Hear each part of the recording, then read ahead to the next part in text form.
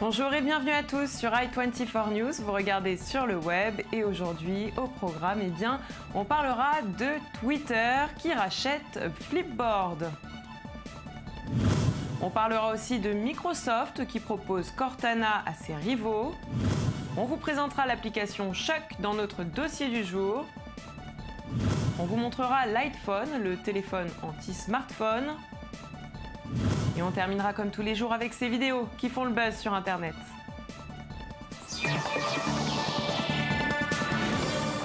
Et selon le site spécialisé Recode, le directeur financier de Twitter, Anthony Noto, aurait engagé des discussions en début d'année pour faire une offre de rachat de Flipboard. Cette application est un agrégateur de réseaux sociaux qui permet à chaque utilisateur de sélectionner les flux qu'il souhaite pour créer leur propre magazine. Selon les rumeurs, la somme annoncée serait d'1 milliard de dollars. Et c'est officiel, Microsoft l'a confirmé, son assistant personnel intelligent va bientôt voir le jour sur les téléphones de ses rivaux. Il sera désormais possible d'utiliser Cortana sur un Nexus par exemple ou encore sur un iPhone. Le service ne sera pas aussi complet que ce que propose Microsoft sous ses appareils mobiles, mais il sera tout de même en mesure d'envoyer des notifications, de répondre aux questions par le biais de reconnaissance vocale et de fournir des informations obtenues depuis le web. Et si iPhone et Samsung restent leaders sur le marché du smartphone, Wiko, la française, ne se laisse pas impressionner. Cette petite société, encore quasi inconnue l'an dernier, tutoie maintenant les géants. Sa part de marché atteint 18% dans la distribution, ce qui en fait le numéro 3 en France, et ce n'est pas rien, une réussite que la société française doit à l'arrivée notamment des forfaits low cost proposés sans mobile subventionné.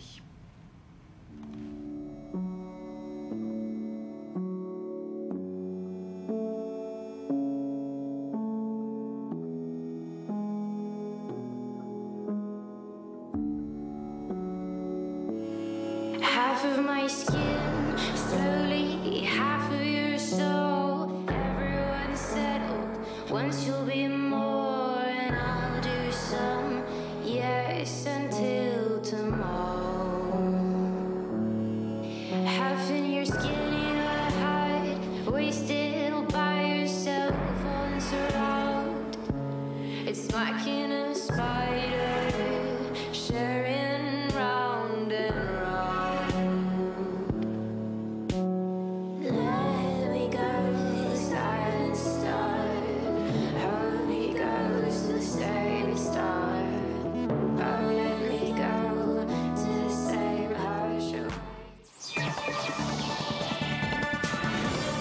Et on ouvre tout de suite ce dossier du jour avec Choc, une application qui permet de dire tout et n'importe quoi sur n'importe quoi en restant anonyme et avec la certitude que tout disparaîtra, alors plus ou moins vite. Un concept de réseau social que je vous propose de découvrir.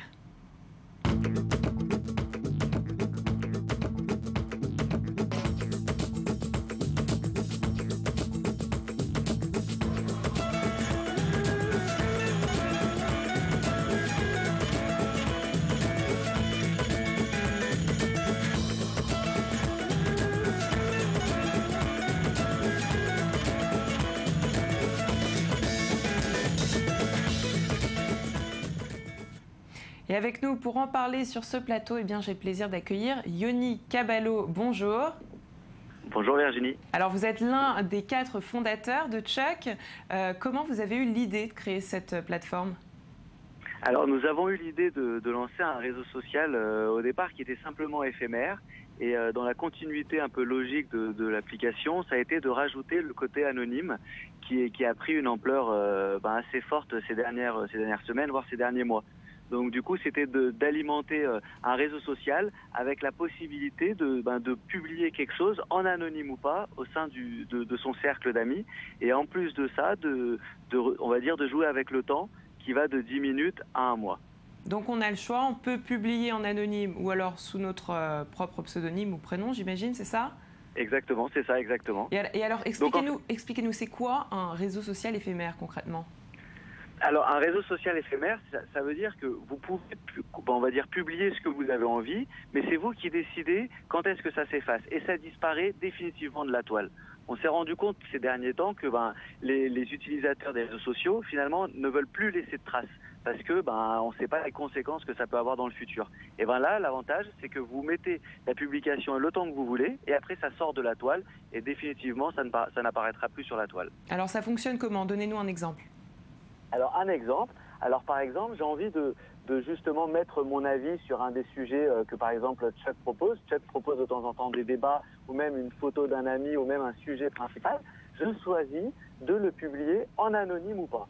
C'est-à-dire que, si mon pseudo sera anonyme, tout le monde de mes amis pourra voir la contribution, mais personne ne saura que ça vient de moi. Et en plus de ça, je joue avec le temps. 10 minutes à 24 heures. Donc, pas 10 minutes à un mois, pardon.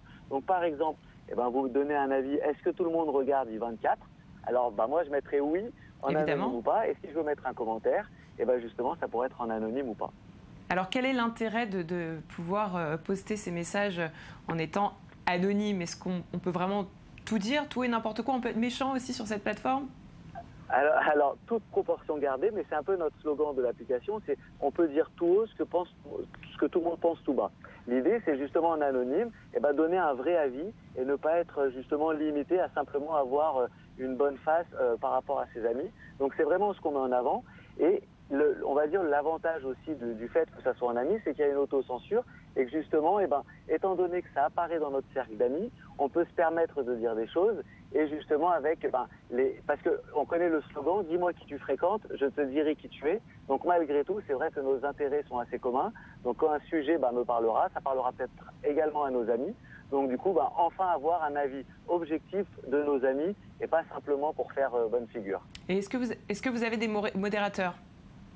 Alors on a déjà des modérateurs qui sont mis en place, c'est-à-dire que certains utilisateurs peuvent déjà signaler. Au bout d'un certain nombre de signalements, on étudiera justement la demande. En plus de ça, on a justement mis en place des modérateurs avec des mots-clés ou avec les informations privées qu'on ne peut pas divulguer. Et aussi, l'application évoluera en fonction de l'usage des utilisateurs avec justement tous les systèmes de modération qu'on peut mettre en place. Alors j'imagine que vous connaissez la plateforme Secrète. Elle a fermé il n'y a pas très longtemps. Est-ce que ça ne vous inquiète pas tout ça? Alors exactement, ça a fermé. Alors Secrète avait déjà une différence avec notre application, c'est que c'était pas dans son cercle d'amis. C'est-à-dire que par exemple, je poste quelque chose, simplement la photo d'un ami ou juste un avis, et quelqu'un du Texas aurait très bien pu justement, par exemple, commenter. Alors là, c'est pas notre idée. Nous, notre idée, c'est d'agir entre amis. Pourquoi? Parce qu'on pense que c'est plus croustillant de partager un petit scoop ou partager une image marrante entre amis plutôt qu'avec des gens qu'on ne connaît pas. Il y a aussi le côté débat que Chuck a mis en place qui ressemble un peu à Secrète, mais Secrète avait justement, on va dire, ce bémol qui est d'une part pas de modération et justement qui avait ciblé certaines personnes. Nous, avec la modération qu'on a mis en place, ça nous permet d'éviter l'harcèlement des utilisateurs et d'autre part, en ami, on peut également bloquer son profil avec toutes les clauses de confidentialité qu'on a mises, c'est-à-dire qu'on peut être suivi et suivre simplement les personnes qu'on veut et du coup limiter tout ce harcèlement, chose qu'on a envie de voir. Et alors, on va terminer très rapidement. Des projets pour 2015, l'intention de faire évoluer cette plateforme peut-être? Alors oui, on est déjà en partenariat en fait avec beaucoup de soirées lyonnaises et parisiennes. Pourquoi? Parce qu'on va faire des live Chuck, c'est-à-dire que les gens en soirée pourront partager les photos dossiers ou les photos marrantes de la soirée en direct sur l'application. On est partenaire justement par exemple du bal de droit dans les différentes universités. Donc notre idée c'est de développer au national l'application Chuck pour, espérons-le, arriver à l'international en fin d'année, voire début 2016. Eh bien, on vous souhaite bon courage. Merci beaucoup pour toutes ces informations. Et vous restez avec nous parce qu'on continue tout de suite avec notre rubrique High Tech. Google vient d'annoncer un partenariat avec le musicien Skrillex pour lancer un étui spécial puisqu'il s'agit d'un étui connecté, une coque de protection destinée au Nexus, Samsung Galaxy et Note 4. Le produit sera proposé en nombre limité et décliné en 3 modèles différents. Chaque étui est numéroté et signé par le DJ lui-même. Il propose un accès privilégié et gratuit aux albums de sa maison de disques, mais son réel intérêt est la réception de photos prises par un satellite qui vous permettra de découvrir des constellations depuis votre position géographique. Et sur le web, eh bien, on vous présente Lightphone pour les amateurs du low-tech. Le nouveau téléphone minimaliste est en pleine campagne de financement sur Kickstarter. Son but est bien vous faire décrocher. Oui, vous faire décrocher de vos smartphones. Alors comment? En se concentrant uniquement sur l'essentiel, la portabilité, le design et les appels vocaux. Une sorte d'anti-smartphone dont la taille ne dépasse pas celle d'une carte de crédit imprimée en 3D. Elle ne pèse que 38,5 grammes. The Lightphone. Your phone away from phone. Designed to be used as little as possible. It's the size of a credit card, and it only makes phone calls. Works with your existing phone, allowing you to comfortably disconnect. You can go out with the Lightphone free of distractions, and you'll never miss a call from mom.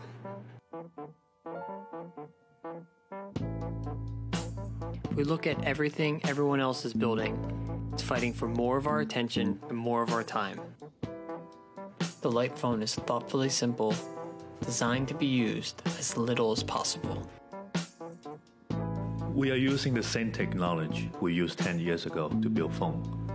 But for the Lightphone, we strip away everything but the phone itself.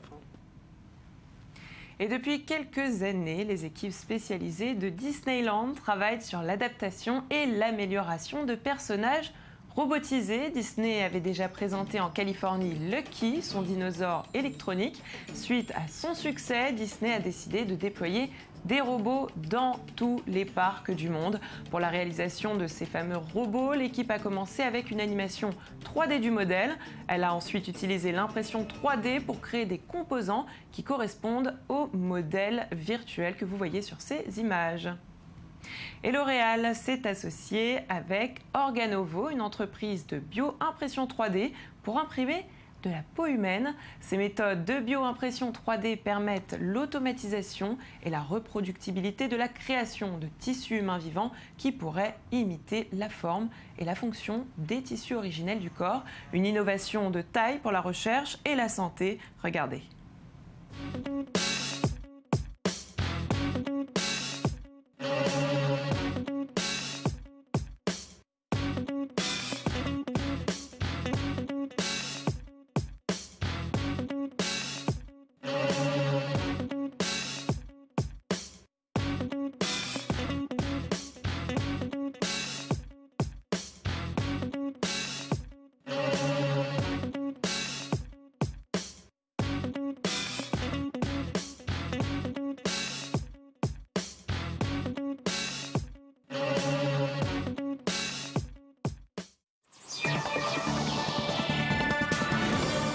Et le phénomène selfie est devenu un phénomène mondial, un phénomène tellement gros, oui, tellement gros qu'un véritable business s'est lancé autour de lui. Le selfie stick est devenu un must-have et pourtant, eh bien, il peut s'avérer dangereux. C'est pour cela que Pizza Hut nous propose une campagne virale pour prévenir des accidents dus au selfie. Regardez. Selfies are beautiful. Who hasn't been thrilled by the self-photographer? Those fabulous NARS artists who allow us to bask in the brightness of their shine. But these egotastic specimens of visual self-obsession are in danger. Danger caused by this. By moving the camera away from the central subject of the selfie, selfie sticks create the illusion that other objects, places, and even people exist. The curiosity generated by this new point of view leads our self-focused friends out into a much wider world, and that leads to disaster. They used to be focused on just themselves, like how their hair was the bomb, or how adorbs their new shoes were. Just hashtagging, hashtagging, hashtagging. Now they realize they can take pictures that capture so much more. And I hate that. Enough is enough.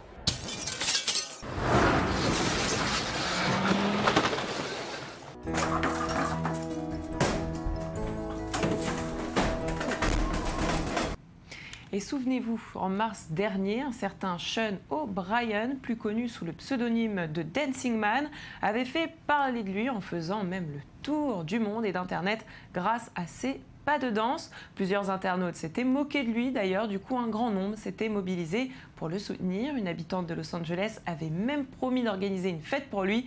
Plus de 2 mois après, eh bien, l'homme a été invité dans un des plus grands clubs hollywoodiens. Nous avons les images, regardez.